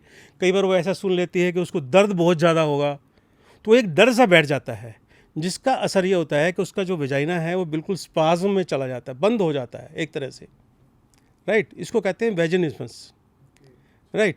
और ऐसे लोग जो है वो अपना रिलेशनशिप नहीं बना पाते हैं। तो ऐसे लोग हमारे पास बहुत आते हैं। तकरीबन 5 से 7% कपल्स के अंदर ऐसा होता है। हमने अब तक करीब 900 ऐसे लोगों को ट्रीटमेंट दे चुके हैं। मैक्सिमम जो हमारा रिकॉर्ड है वो 15 साल तक, जिनका शादी हो चुकी थी, 15 साल तक अपने रिलेशन नहीं बना पाए वो। 15 साल तक? 15 साल तक, ठीक है, क्योंकि वो अलग से रहते थे, काम में अपने बिजी थे, दोनों सर्विस करते थे, उन्होंने कभी इस बारे में सोचा ही नहीं। किसी को वजाइनल हेल्थ ठीक करनी है, क्या कर सकता है वो? सबसे ज़्यादा इम्पॉर्टेंट है कि उसको उसकी सफाई का ध्यान रखना चाहिए। सफाई का मतलब ये नहीं है कि उसको पानी से बार बार धोए या स्ट्रॉन्ग जो डिटर्जेंट्स हैं उसको यूज़ करे। सिंपल वार्म वाटर यूज़ करे और उसको क्लीन करके भले हल्के से उसको मॉप अप करे, ठीक है। बालों को छोटा रखे, ज़्यादा बड़े बाल से हाइजीन अच्छे से नहीं मेंटेन रहती है, कम से कम उसको ट्रिम करके रखे, राइट। और अगर वो अपनी इसका ध्यान, सफाई का ध्यान रखती है तो वेजाइनल हेल्थ अपने आप से ठीक रहे। अगर कभी इन्फेक्शन है, या कोई infection is very common, females में इन्फेक्शन काफ़ी कॉमन होता है। अगर इन्फेक्शन है तो वो तुरंत अच्छे डॉक्टर को संपर्क करें। अगर किसी महिलाओं में PCOS का प्रॉब्लम है, वो सेक्सुअल हेल्थ पर कितनी इफेक्ट करती है? PCOS का सेक्सुअल हेल्थ पे ज़्यादा असर नहीं होता है, राइट। PCOS एक कंडीशन होती है जिसके अंदर उनके जो अंडे हैं वो ठीक से नहीं बनते हैं। सेक्सुअल हेल्थ पे उसका ज़्यादा असर नहीं होता है। और हमने पहले बात की थी सेक्स टॉयज़ की, एक ठीक है, सेक्स टॉयज़ सेफ़ है महिलाओं के लिए? एब्सोल्युटली सेफ है, absolutely there is nothing wrong in it. लेकिन आपको ये पता होना चाहिए कि कौन से सेक्स टॉयज़ मुझे लेने हैं और उसको यूज़ करने का सही तरीका क्या है। सबसे ज़्यादा वही चीज़ है कि आपको हाइजीन का यूज़ करना है, सफाई का। सेक्स टॉयज़ को ठीक से साफ़ करके रखना है, ये बिल्कुल एसेप्टिक होना चाहिए, उसमें कोई ऐसा ना गंदगी हो ताकि आपको गंदगी इन्फेक्शन हो जाए, ऐसा नहीं हो। आपको इंजरी नहीं करना है, कहीं मेरे पास इंजरी होने से आपको बार बार इन्फेक्शन हो गए। मेरे पास ऐसा एक केस आया था जो मुझे याद है, उसके मल्टीपल पार्टनर्स थे, मतलब उसको, उस महिला को थोड़ी सी सेक्स डिज़ायर थोड़ी नॉर्मल से ज़्यादा थी, उसके पार्टनर्स बहुत सारे थे, तो वो सेक्स टॉयज़ यूज़ करती थी, लेकिन वो इतना अग्रेसिवली यूज़ करती थी कि उसको बार बार अंदर इंजरी हो जाती थी। इंजरी होने से उसको इतने बार बार इन्फेक्शन होते थे कि उसको, इतने सारे लोगों से वो इसका इन्फेक्शन का ट्रीटमेंट ले चुकी थी कि वो इन्फेक्शन उसके ठीक नहीं हो रहे थे। जब हमने उसको इसके लिए एडवाइस किया तो उसका इन्फेक्शन ठीक हो गए। क्या मैरिड कपल भी यूज़ करते हैं? डेफिनेटली। देखिए, कुछ तो सेक्स टॉयज़ इतना इजीली इंडिया में अवेलेबल नहीं है, एक तो ये बात है। इसके बारे में टैबू बहुत ज़्यादा है, सेक्स टॉयज़ को अभी भी काफ़ी बुरी चीज़ समझी जाती है, ठीक है। तो अगर हम परसेंटेज की बात करें तो काफ़ी कम मैरिड कपल्स इसको यूज़ करते होंगे, लेकिन थोड़ी जब एज ज़्यादा हो जाती है तो इसका यूज़ थोड़ा सा बढ़ जाता है। अभी थोड़ा अलग वे में बात करें ना, इंजरी की बात करें, थोड़ा डिसीज़ के बारे में बात करें, तो एज ए इंडिया में स्पा बहुत बढ़ गए, स्पा। और स्पा कराने जाने वाले लोग ज़्यादातर दिमाग में वही लेके बैठेंगे कि हम लोग रिलेशनशिप कर लेंगे, सेक्स कर लेंगे, वही वही नॉर्मल फंडा होता है, ठीक है। अगर आज मैं यहाँ भी आ रहा था, यहाँ भी मैं देखा बहुत सारे स्पा, ठीक है। तो वो न जाने अनजाने में क्या वो गलती कर बैठते हैं, उसकी वजह से उसको बहुत सारे डिजीज़ हो जाते हैं। अनसेफ सेक्स विदाउट कंडोम या कंडोम ब्रेक होना, ठीक है। इसी से डिजीज़ हो सकता है। जो सेक्सुअली ट्रांसमिटेड इन्फेक्शंस हैं वो इसी तरीके से एक इंडिविजुअल से दूसरे इंडिविजुअल में शिफ्ट होता है। मेरे पास ऐसे बहुत सारे लोग आते हैं, बहुत सारे यंगस्टर्स जो ये कहते हैं कि साहब हम वहाँ पे गए थे और मैं शराब के नशे में था, मुझे पता नहीं कि मैंने कंडोम यूज़ किया नहीं किया, और अगर मेरे को HIV हो गई तो मेरे तो लाइफ बर्बाद हो जाएगी, मेरी फैमिली बर्बाद हो जाएगी, बच्चे मेरे छोटे छोटे हैं। इतने डरे होते हैं कि दे आर लिटरली ट्रेमर कर रहे होते हैं। तो ऐसे में फिर उनके टेस्ट करवाने ज़रूरी होते हैं। हालांकि HIV का टेस्ट कराने के लिए हमें कम से कम 1 हफ्ते तक वेट करना पड़ता है, ताकि हम जो उसके 3rd जनरेशन जो टेस्ट हैं वो कर सकें। लेकिन अगर वो हमारे पास 72 आवर्स के से पहले अगर आ जाता है तो उसको हम पोस्ट एक्सपोजर प्रोफाइलैक्सिस दे सकते हैं। पोस्ट एक्सपोजर प्रोफाइलैक्सिस में एक मेडिसिन होती है जो हम 28 डेज़ के लिए देते हैं। उससे ये होता है कि अगर मान लीजिए आपको अनफॉर्चुनेटली HIV हो गया है, तो आप काफ़ी हद तक जो वायरस की जो मल्टीप्लिकेशन है उसको रोक सकते हैं और आपको उसको शुरू में ही कंट्रोल कर सकते हैं, ठीक है। ये एक बचने का तरीका है। और अगर मान लीजिए आपको नहीं हुआ है तो 28 डेज़ के बाद आप उसको बंद कर देंगे, ठीक है। तो एक तो ये है, और बहुत डरते हैं लोग इसके बारे में। कोई ऐसा रियल केस बताना चाहोगे? या बहुत सारे लोग इस तरह से आके डरते हैं, और वो मैं बताया ना कांप रहे होते हैं। और 1-2 बार देखिए, सबसे पहले ये जानना होगा कि चांसेस कितने होते हैं। सपोज़ आप एक HIV पॉजिटिव फीमेल के साथ अगर आप बिना कंडोम सेक्स करते हैं तो कितने चांसेस हैं कि आपको HIV ट्रांसमिट हो जाएगा? 1 in 1000। आपको सुनने में ये काफ़ी लगता है कि कम है, लेकिन अगर देखा जाए तो ये काफ़ी ज़्यादा है। 1 in 1000, वो 1 कौन है ये कोई नहीं जानता, ठीक है। 1 in 1000 का अगर देखा जाए तो it is very very high. लेकिन इससे हमें ये भी पता चलता है कि हर आदमी को इन्फेक्शन नहीं होगा, कुछ लोग इसके लिए बच जाएंगे। तो इतना पैनिक करने की ज़रूरत नहीं है। अगर आपको ऐसा हो गया है तो डेफिनेटली एक चीज़ तो आप ये याद रखें कि अगर आपको सेक्स करना है, देखिए हम यहाँ पे कोई मॉरल पॉलिसिंग नहीं कर रहे हैं, किसी को ये नहीं बता रहे हैं कि क्या सही है क्या गलत है, आपको ये करना चाहिए नहीं करना चाहिए। ये आप खुद डिसाइड करिए क्या आपके लिए सही है क्या आपके लिए सही नहीं है, आपको वहाँ पे जाना है नहीं जाना है, वो आप डिसाइड करिए, ठीक है। पर अगर आपको ऐसा करना है तो आपको अपनी प्रोटेक्शन ज़रूर यूज़ करनी चाहिए, कंडोम का इस्तेमाल करना चाहिए, और प्रेफरेबली डबल कंडोम यूज़ करेंगे तो अच्छा है, क्योंकि उससे अगर एक फट जाएगा तो you are still protected. Okay. अगर बात करें ओरल सेक्स की, ओरल सेक्स कितना सेफ है? ओरल सेक्स के अंदर भी HIV ट्रांसमिट तो हो सकता है, ठीक है, HIV ट्रांसमिट हो सकता है। चांसेस जो ट्रांसमिशन के हैं करीब करीब उतने ही हैं, 1 in 1000। तो उसके लिए भी हम एडवाइस करते हैं कि आप अपना प्रोटेक्शन यूज़ करिए। उसके लिए कहते हैं oral dams, oral dams, DAMS, oral dams. आप किसी केमिस्ट से खरीद सकते हैं। तो एक तरह की वो भी एक थिन फिल्म होती है जो आप वजाइना के ऊपर लगा के उसको आप अपना नॉर्मल एंजॉय कर सकते हैं। सेम थिंग कैन हैपन, जैसे इस तरह के कई कंडोम भी आते हैं, राइट, स्ट्रॉबेरी या इस तरह के जो आते हैं जो ओरल सेक्स के लिए यूज़ किया जा सकता है। तो ओरल सेक्स अगर करना है तो डू इट विद प्रोटेक्शन, इससे आपको ट्रांसमिट नहीं ओके होगा। हम लोग प्रोटेक्शन की बात कर रहे हैं ना, मेरे दिमाग में एक सवाल है कि मान लो बीच सेक्स में कॉन्डोम फट गया तो सबसे पहले क्या करना चाहिए उसको? फट गया तो आप कुछ नहीं कर सकते हैं जो हो गया वो तो हो गया है। ओनली थिंग इज कि अगर आपको बहुत डर लग रहा है तो go to a doctor and start post exposure prophylaxis और अपने आप को चेक कराइए, क्योंकि इसका जो आंसर है वो तो केवल सेफ सेक्स ही है।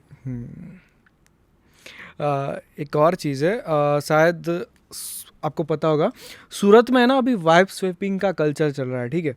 तो वाइब स्वेपिंग क्यों हो रही है वो मेरे को थोड़ा जानना है, और इसके पीछे एज ए वुमन साइकोलॉजिकल क्या है ऐसा दिमाग में कि मेल भी इतना अप्रूव है कि हाँ भाई कोई कोई दिक्कत नहीं है मेरे को अगर वाइब स्वेपिंग हो रही है, सेक्स हो रहा है दूसरे पार्टनर के साथ, तो ऐसा क्यों है? देखिए, पहली बात तो ये है कि वाइब स्वैपिंग इतना कॉमन नहीं है जितना बनाया जा रहा है। लेकिन आजकल जो मीडिया या जो सोशल मीडिया इतना ज़्यादा एक्टिव है कि थोड़े से केसेस भी होते हैं तो वो बहुत हाईलाइट हो जाते हैं, राइट। सो ये गलत फहमी है कि ये बहुत कॉमन है, बहुत कॉमन नहीं है। पहली बात क्यों होती है, इसके बहुत सारे कारण हैं। जिन लोगों में कुछ तो ये ऐसा एक ग्रुप बन जाता है, एक आपका पीयर ग्रुप बन जाता है ऐसे लोगों का, तो पीयर प्रेशर की वजह से आप उसको ज्वाइन कर लेते हैं। फिर नोवेल्टी का एक नयापन का एक वो क्रेज़ होता है कि हम एक नया कुछ कल्चर एक्सपेरिमेंट करेंगे, ठीक है, एक्सप्लोर करेंगे, राइट, वाइब स्वैपिंग के जरिए। तो देखिए, सबसे ज़्यादा इम्पॉर्टेंट चीज़ ये है कि अगर कुछ भी होता है तो it should be with consent.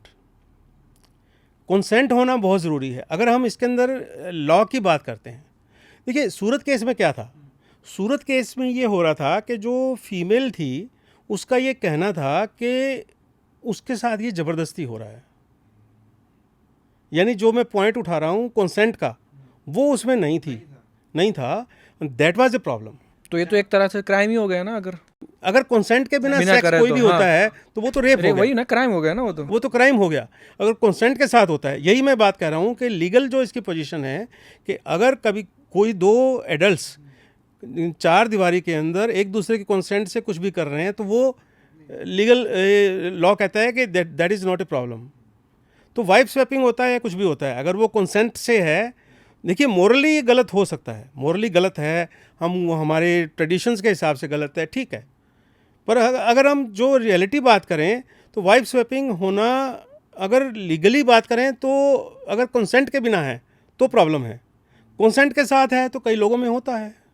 आपके इतने साल में, इतने करियर में कोई ऐसा केस आया कि उसने होप ही छोड़ दिया पूरी, और आपके ट्रीटमेंट के बाद उसकी लाइफ ही पूरी चेंज हो गई?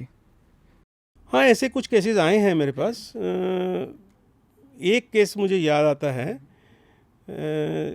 करीबन 40-45 साल का आदमी था, और उसको असल में जानकारी भी कम थी और उसको डॉक्टर भी कोई नहीं मिला था। तो उसके साथ क्या हो रहा था कि प्रीमेच्योर इजैकुलेशन हो रहा था। प्रीमेच्योर इजैकुलेशन की भी डिग्री होती है, भी कितनी देर में इजैकुलेशन होता है। कुछ लोग ऐसे होते हैं जो बाहर ही जब फोर प्ले कर रहे होते हैं तो बाहर उनका डिस्चार्ज हो जाता है। 17 साल की मैरिज में उसने एक बार भी पेनिट्रेट नहीं किया था, not even a single time. तो उसको ये लगने लगा था कि यही सेक्स होता है। और इंटरेस्टिंग बात यह कि उनके 2 बच्चे भी ऐसे हो गए, वजाइना के बाहर उसने डिस्चार्ज कर दिया, उसके 2 बच्चे हो गए। वजाइना के बाहर भी डिस्चार्ज करने से कई बार बच्चे हो जाते हैं, क्योंकि स्पर्म्स विल गो इनसाइड ना। ओके।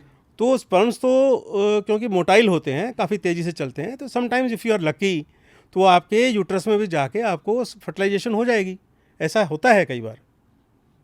तो विदाउट कॉन्डम तो सेक्स करना ही नहीं चाहिए ना, वो तो वही हो गया ना, मतलब फुल अनसेफ है ना ये तो फिर।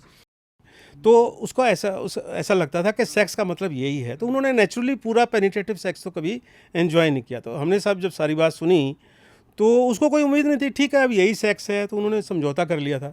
फिर हमने जब पूरी बात सुनी, उसको समझाया कि सेक्स तो ऐसे होता है, आपको पेनिट्रेट करना होता है, प्लेजर ऐसे होता है, फोर प्ले होता है, सारी बात समझाया। उसका फिर इरेक्शन ठीक से होने लगा, उसका इरेक्शन भी होना बंद हो गया था, और उनका सेक्स भी साल में 2-4 बार, 5 बार, 7 बार, इतनी बार ही होता था, बहुत कम होता था। तो फिर जब हमने करने लगा तो फिर उन्होंने पहली बार 17 साल के बाद पेनिट्रेट किया। 17 साल के बाद पेनिट्रेट किया, और जब उन्होंने एंजॉय करना शुरू किया, वो दोनों हस्बैंड वाइफ मेरे पास आए, उन्होंने पैर छुए और उन्होंने कहा कि डॉक्टर साहब आप हमारे लिए भगवान से कम नहीं है, क्योंकि हमें पहली बार पता लगा है कि सेक्स क्या होता है, और हमने जो एंजॉय किया है हम आपका एहसान ज़िंदगी भर नहीं भूल सकते। एक गुड सेक्स बहुत ही अच्छा रिलेशनशिप क्योर कर सकता है। कोई ऐसा भी केस आया कि आपको लगा हो ये तो बीमार, मतलब ये तो कोई डिजीज़ ही नहीं है, ये तो नॉर्मल है, ऐसा कोई से केस आते हैं? देखिए ऐसे केसेस आते हैं मेरे पास, जब पेनिस साइज़ को लेकर लोग आते हैं और पेनिस साइज़ उनका नॉर्मल होता है, तो मुझे लगता है कि ये तो कोई प्रॉब्लम ही नहीं है। ये पोर्न एडिक्शन की वजह से होता है कई बार कि पोर्न वो उसमें जो वीडियोस में देखते हैं, जो साइज देखते हैं, तो मेल के दिमाग में ये होता है कि साइज तो ये होना चाहिए, बट वो एक्चुअल होता नहीं ना, साइज तो नॉर्मल जो नॉर्मल होता है वही होता है, तो उसकी वजह से शायद केस आते होंगे। ऐसा नहीं, ऐसा तो नहीं आया कभी, इसको प्रॉब्लम ही नहीं है। अगर वो मेरे पास आया है तो कोई प्रॉब्लम तो है ही है, that is why he has come, है ना। ऐसे तो कोई नहीं आएगा मुझे फीस के पैसे देगा इसका मतलब कि कुछ प्रॉब्लम। कई लोग तो 6 से 7 महीने सिर्फ सोच में ही निकाल देते हैं कि मैं जाऊं कि नहीं जाऊं। या मेरे पास ऐसे बहुत लोग आते हैं, बताते हैं कि हमें 6 महीने 8 महीने हो गए आपसे मिलने की सोचते हुए, लेकिन हमारी हिम्मत नहीं हो रही है। आपका हम ऐड सुनते हैं, देखते हैं, फिर कुछ लोग ऐसा बताते हैं कि आपके हॉस्पिटल तक आके हम वापस चले गए। कुछ लोग ऐसे भी हैं जो हॉस्पिटल के अंदर आके वेटिंग करके फिर वापस चले जाते हैं, मेरे से मिलने की हिम्मत नहीं होती। तो ऐसे केसेस तो बहुत सारे होते हैं। ऐसे डॉक्टर आप कैसे जज करते हैं उन लोगों को कि इतने साल बाद आता है, देख के आपको कैसे पता चलता है कि नहीं पता चलता। आई हैव टू टॉक, बात करने से ही, जब वो बताते हैं तभी मालूम पड़ता है। थैंक यू वेरी मच सुनो इंडिया पॉडकास्ट में आने के लिए। अगर आप हमारी ऑडियंस को कुछ भी बताना चाहते हो, कोई कुछ भी सेक्स के बारे में कुछ भी, तो बता सकते हो। देखिए सेक्स केवल आपके बेडरूम तक सीमित नहीं होता। अब जो सेक्स है, खास करके जैसा हमने जिक्र किया, इरेक्शन जो है आपकी जनरलाइज्ड हेल्थ का एक इंडिकेटर है। अगर आपको ठीक से इरेक्शन नहीं हो रहा है तो ये इस चीज़ को इंडिकेट कर सकता है कि आपके हार्ट को कुछ प्रॉब्लम हो सकती है। तो अगर आपको ये प्रॉब्लम है तो आपको उसको निगलेक्ट नहीं करना चाहिए। सेक्स आपका लाइफ के रिलेशनशिप, आपके पार्टनर से रिलेशनशिप का एक पार्ट है। अगर आपको उसको इग्नोर नहीं कर सकते, और जब आप किसी को कंसल्ट करना चाहते हैं तो हमेशा एक क्वालिफाइड सेक्सोलॉजिस्ट के पास ही जाइए। नीम हकीम के पास जाकर अपना पैसा और अपना टाइम बर्बाद मत कीजिए। और अगर कोई इन सब प्रॉब्लम की वजह से परेशान है और आपको कंसल्ट करना चाहते हो तो कैसे कांटेक्ट करें? देखिए हमारे जयपुर में हॉस्पिटल है, multi speciality hospital, Vivaan hospital for sexual health. हमने 2013 में ये शुरू किया था। हमारे पास सब तरह की फैसिलिटीज़ है। हम सर्जिकल भी ट्रीटमेंट करते हैं, पिनाइल इम्प्लांट है, और जैसे टेढ़ापन होता है, जैसे शुरू से टेढ़ापन होता है जिसको पिनाइल कर्वेचर कहते हैं, या चोट लगने के बाद जो प्रॉब्लम हो जाती है, फ्रैक्चर हो जाते हैं, या चोट लगने के बाद पेरोनिस डिजीज़ हो जाती है, उन सब का ट्रीटमेंट करते हैं। हम पी शॉट लगाते हैं, सब तरह के ट्रीटमेंट करते हैं, मेल फीमेल दोनों में सब तरह का ट्रीटमेंट करते हैं। ऐसी फैसिलिटी बहुत कम जगह पे है जहाँ पे मेल फीमेल दोनों की प्रॉब्लम्स को लुक आफ्टर किया जाता है। हमारे पास सब तरह की फैसिलिटीज़ है। हमारी वेबसाइट पर वो जा सकते हैं, vivanhospital.com, वहाँ पे उनको पूरी जानकारी मिल जाएगी, या वो हमारे फ़ोन नंबर पे कांटेक्ट कर सकते हैं। ठीक है, तो अपॉइंटमेंट ले लें वो, और हमसे वो बात कर सकते हैं। डिस्क्रिप्शन में हम सब डाल देंगे। तो थैंक यू वेरी मच। आज हमने बहुत सारे सेक्स के बारे में जाना, what is good, what is bad, ED क्या होता है, पी क्या होता है, सब तरह की हमने बातें की, बहुत क्लियर वे में की कि आम इंसान भी समझ जाए, आम इंसान भी समझ सके। क्योंकि अगर हम एज ए इंडिया लेवल पर बात करें तो इस टॉपिक पर बहुत कम बातें होती है, बात ही नहीं होती, मतलब हिचकिचाते लोग, डरते हैं, अंदर ही अंदर डरते हैं। प्रॉब्लम उसको ये भी नहीं पता होता कि ये एक डिजीज़ भी है, एक बीमारी भी है। तो आज हमने वो सब क्लियर किया। तो थैंक यू वेरी मच सुनो इंडिया पॉडकास्ट में आने के लिए। Thank you.